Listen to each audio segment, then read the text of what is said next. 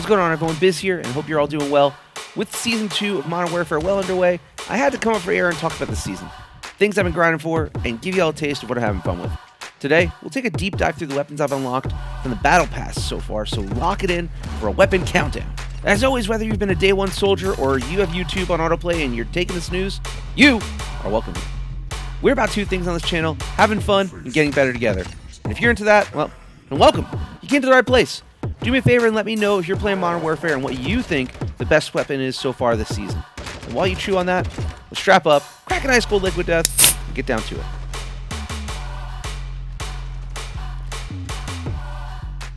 Okay, so a lot to unpack from this season so far. From the reintroduction of Resurgence, Gun Game, Ashika Island, Infected, a new map, Shredder as an operator, all the other new operators and maps, there is a lot to do right now. And just like most live games, we have a seasonal battle pass too. Now, this content is free to play through, though to unlock a majority of the items, you have to pay to unlock them by buying the Battle Pass. In Season 2's Battle Pass, there are 3 new weapons that you can get for free, along with 18 new weapon blueprints you get from buying the Battle Pass. And as I'm halfway through that, I thought, why not? Let's get into what I think is worth grinding for so far. Now, before we get into my countdown, again, this is just my opinion, and you may have a different viewpoint, and that's okay.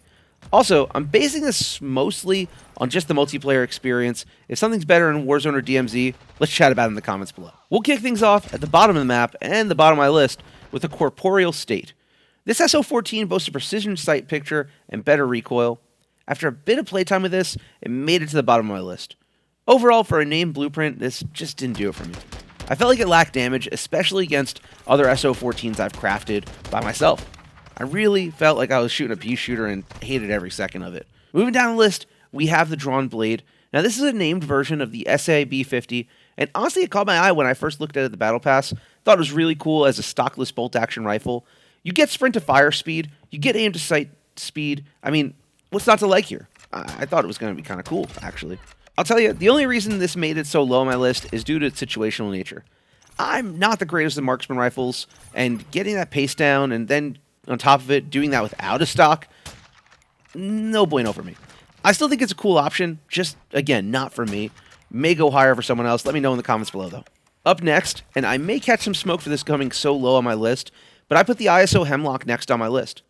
I have tried so many variants of this gun, and to me, something doesn't feel right. Now, don't get me wrong. At the jump of Season 2, when I first unlocked this, the HEMLOCK cooked. I turned the game on earlier last week, and I don't know, it feels like it got its base damage nerf. I really think that's what happened, but no proof. Let me know in the comments if you're feeling that way, or maybe if I'm just fucking crazy. Let me know. Continuing on and moving into the ARs again, we have the WATCHFUL named M4 variant. Now, this is a very typical M4, but honestly, the M4 is like picking Mario in Mario Kart. It's a stable, pretty freaking good weapon.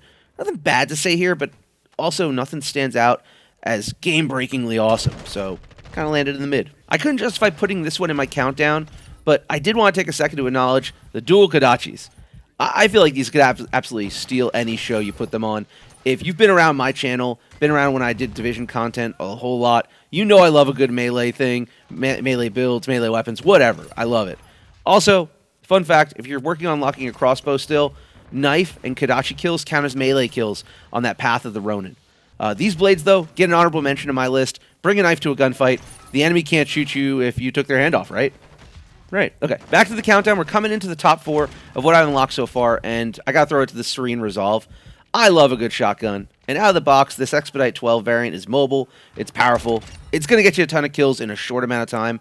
The only reason I didn't put this higher is its liability when you're reloading. You got to find yourself a quiet place and hide when you run out of rounds, or you're going to get schmacked. Climbing up my list, number 3, we have the only gun here that is pro-tuned on this list, and that's the Blistering Iron. This AK-74U variant is tuned to be a run-and gunner's best friend. I love the quick snappiness of target with it, and mobility wasn't an issue whatsoever. Arguably, that B-13 sector has the best guns I've unlocked so far as a whole, with both this and the Kodachis. One of my favorite parts about the Battle Pass is that you could choose what path you'll take and what you wish to prioritize. I'll let you know a little secret. B-13 has Blistering Iron. It has the Kodachis, like I just said. Get to it as soon as you can, for sure, so you can have a good time. So Blistering Iron was pro-tuned, so it made it to number 3. So what the heck beat out a pro-tuned weapon? Well, I'm going to tell you, it's one that I didn't see coming. And honestly, I actually forgot that I unlocked it until I started putting this video together. It just happens. You know, so many weapons to choose from, so little time to do so. Oops. At number 2, we have the Warrior's Will. And this Lockman 5.56 variant was a very pleasant surprise. What you get here is so special that it's a very stable weapon that's great at any range. I didn't even tune this and had an amazing time knocking people out from short, mid, long-range engagements. I also took this into Ashika Island, had a really fun time taking out some strongholds. It was a great option for me. I think I was also surprised that it's so low in the seasonal track. I mean, this is a weapon you can get quickly. Probably most of you already have it. This is a real sleeper pick. I had a surprisingly fun time testing this one out. Give it a shot. If you have it unlocked, go for it. Finally, the top spot. I mean, you probably guessed it. Honestly, you might have heard it in your sleep, you know, if you've been playing long enough. We have the KV Broadside. Now, I will take this with a grain of salt. Use it as much as you can the next couple days. We got double XP going on right now. It's going to get nerfed on the 15th with an update. The semi-auto shotgun, though, built way different. It has the best rate of fire in its group. It's banned in competitive, so you know it's fun. I've been tweaking my broadside here and there, and I've set up what I feel like is a great blueprint for multiplayer. I'm going to share it with you before we leave. That's okay. If you want to steal it, go ahead.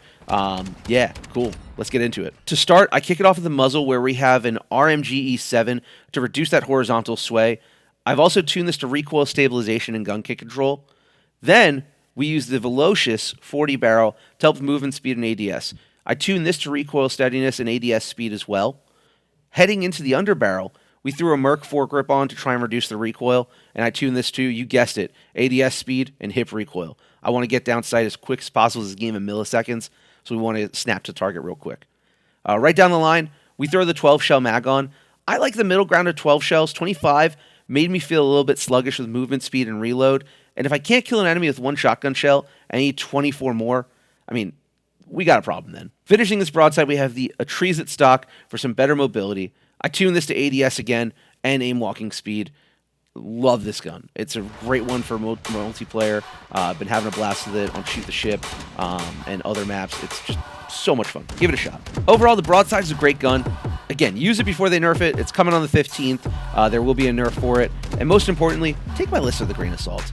If you're having fun with the ISO Hemlock or the Drawn Blade, that's awesome. Keep having fun with it. Don't let some YouTuber make decisions for you. You have a brain, so fucking use it and have a blast doing that. Either way, I am going to wrap things up here. I hope you enjoyed this video. Let me know below if you want a part 2. Either way, I'm probably going to do it, but maybe I move faster if enough people want it. And hey, you made it this far? Congrats for sitting through another countdown video.